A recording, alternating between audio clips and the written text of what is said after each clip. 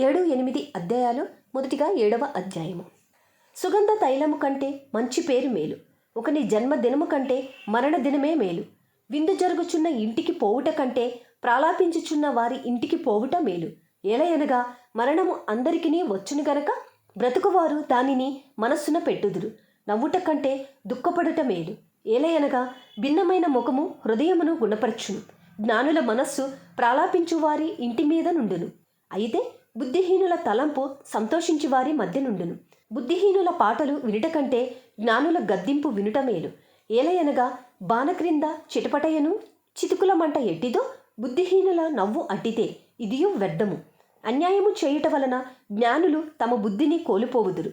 లంచము పుచ్చుకొనుట చేత మనస్సు చెడును. కార్యారంభము కంటే కార్యాంతము మేలు. అహంకారము గలవాని కంటే శాంతము గలవాడు శ్రేష్ఠుడు. ఆత్రపడి కోపపడవద్దు.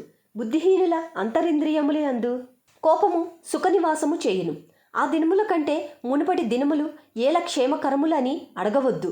ఈ ప్రశ్న వేయుట జ్ఞానయుక్తము కాదు. జ్ఞానము స్వాస్థ్యమంతా ఉపయోగము. సూర్యుని క్రింద బ్రతుకువారికి అది లాభకరము. జ్ఞానము ఆశ్రయాస్పదము, ద్రవ్యము ఆశ్రయాస్పదము.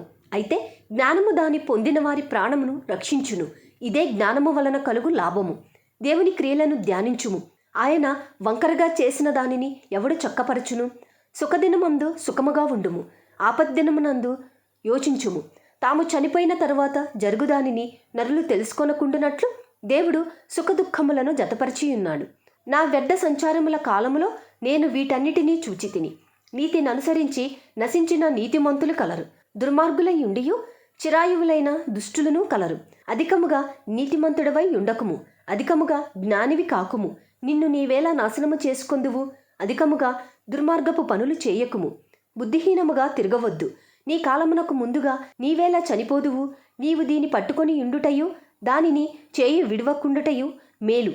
దేవుని యందు భయభక్తులు గలవాడు వాటినన్నిటినీ కొనసాగించును. పట్టణమందుండు 10 మంది అధికారుల కంటే జ్ఞానము గలవానికి జ్ఞానమే ఎక్కువైన ఆధారము. పాపము చేయక మేలు చేయుచుండు నీతిమంతుడు భూమి మీద ఒకడైనను లేడు. నీ పనివాడు నిన్ను శపించుట నీకు వినబడుకుండునట్లు చెప్పుడు మాటలు లక్ష్యపెట్టకము. నీవును అనేక మారులు ఇతరులను శపించితివని నీకే తెలిసియున్నది గదా. ఇది అంతయు జ్ఞానము చేత నేను శోధించి చూచితిని. జ్ఞానాభ్యాసము చేసుకొందునని నేను అనుకొంటిని గాని అది నాకు దూరమాయెను. సత్యమైనది దూరముగాను బహులోతుగాను ఉన్నది. దాని పరిశీలన చేయగలవాడెవడు? వివేచించుటకును పరిశోధించుటకును జ్ఞానాభ్యాసము చేయుటకై సంగతుల యొక్క హేతువులను తెలుసుకొనుటకును భక్తిహీనత బుద్ధిహీనత అనియు బుద్ధిహీనత వెరితనమనియు గ్రహించుటకును రూఢీ చేసుకొని నా మనస్సు నిలిపితిని. మరణము కంటే ఎక్కువ దుఃఖము కలిగించున్నది ఒకటి నాకు కనబడెను. అది వలల వంటిదే, ఉర్ల వంటి మనస్సును బంధకముల వంటి చేతులను కలిగిన స్త్రీ. దేవుని దృష్టికి మంచివారైన వారు దానిని తప్పించుకొందురు గాని పాపాత్ములు దాని వలన పట్టుబడుదురు. సంగతుల హేతువు ఏమైనది కనుగొనుటకై నేను ఆయా కార్యములను తరచి చూడగా అది నాకు కనబడినని ప్రసంగినైన నేను చెప్పుచున్నాను. అయితే నేను తరచి చూచినను నాకు కనబడనిది ఒకటి ఉన్నది. అదేదనగా 1000 మంది పురుషులలో నేనొకని చూచితిని గాని అంతమంది స్త్రీలలో ఒకతని చూడలేదు. ఇది ఒకటి మాత్రము నేను కనుగొంటిని.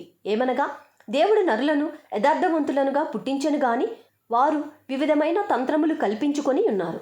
ప్రసంగి 8వ అధ్యాయము. జ్ఞానులతో సములైన వారెవరు? జరుగువాటి భావమును ఎరిగిన వారెవరు? మనుష్యుల జ్ఞానము వారి ముఖమునకు తేజస్సునిచ్చును. దానివలన వారి మోటుతనము మార్చబడను. నీవు దేవునికి ఒట్టుపెట్టు కొంటివని జ్ఞాపకము చేసుకొని రాజుల కట్టడకు లోబడుమని నేను చెప్పుచున్నాను. రాజుల సుముఖము నుండి అనాలోచనముగా వెళ్ళకుము. వారు తమ కోరినదల్లా నెరవేర్చుదురు గనుక దుష్కార్యములో పాలుపుచ్చుకొనకుము. రాజుల ఆజ్ఞ అధికారము గలది. నీవు చేయి పని ఏమని రాజుతో చెప్పగలవాడెవడు? ధర్మమును ఆచరించు వారికి కీడేమయో సంభవింపదు. సమయము వచ్చుననియు న్యాయము జరుగుననియు జ్ఞానులు మనస్సున తెలుసుకొందురు. ప్రతి సంగతిని విమర్శించు సమయమును ఏర్పడి ఉన్నది. లేని ఎడల మనుషులు చేయు కీడు బహుభారమగును. సంభవింపబోవునది నరులకు తెలియదు. అది ఎలాగూ సంభవించునో వారికి తెలియజేయువారెవరు? గాలి విసరకుండా చేయుటకు గాలి మీద ఎవరికిని అధికారము లేదు. మరణ దినము ఎవరికిని వశము కాదు. ఈ యుద్ధమందు విడుదల దొరకదు. దౌత్యము దానిని అనుసరించు వారిని తప్పింపదు. సూర్యుని క్రింద జరుగు ప్రతి పనిని గూర్చి నేను మనస్సిచ్చి యోచన చేయుచుండగా ఇదంతయు నాకు తెలిసెను. మరియు ఒకడు మరి ఒకని పైన అధికారియే తనకు హాని తెచ్చుకొనుట కలదు. మరియు దుష్టులు క్రమంగా పాతిపెట్టబడి విశ్రాంతి నొందుటయు, న్యాయముగా నడుచుకొన్న వారు పరిశుద్ధ స్థలమునకు దూరముగా కొనిపోబడి పట్టణస్థుల వలన మొరుబడి ఇండుటయు నేను చూచితిని. ఇదియు వ్యర్థమే. దుష్క్రియకు తగిన శిక్ష శీఘ్రముగా కలుగుపోవుట చూచి మనుష్యులు భయము విడిచి హృదయపూర్వకంగా దుష్క్రియలు చేయుదురు.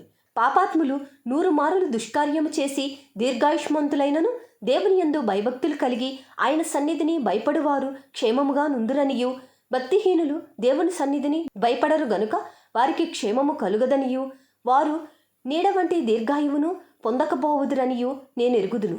వ్యర్థమైనది మరి ఒకటి సూర్యుని క్రింద జరుగుచున్నది. అదేమనగా భక్తిహీనులకు జరిగినట్లుగా నీతిమంతులలో కొందరికి జరుగుచున్నది, నీతిమంతులకు జరిగినట్లుగా భక్తిహీనులలో కొందరికి జరుగుచున్నది.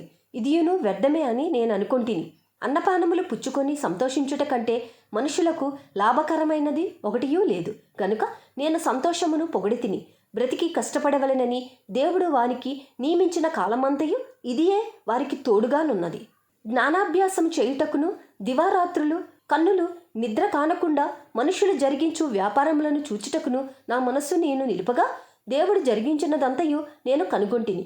మరియు సూర్యుని క్రింద జరుగు క్రియలు మనుష్యులు కనుగొనలేరనియు, కనుగొనవలెనని మనుష్యులు ఎంత ప్రయత్నించినను వారు కనుగొనట లేదనియు దాన్ని తెలుసుకొనవలెనని జ్ఞానులు పూనుకొనినను వారైనా కనుగొనజాలరనియు నేను తెలుసుకొంటిని.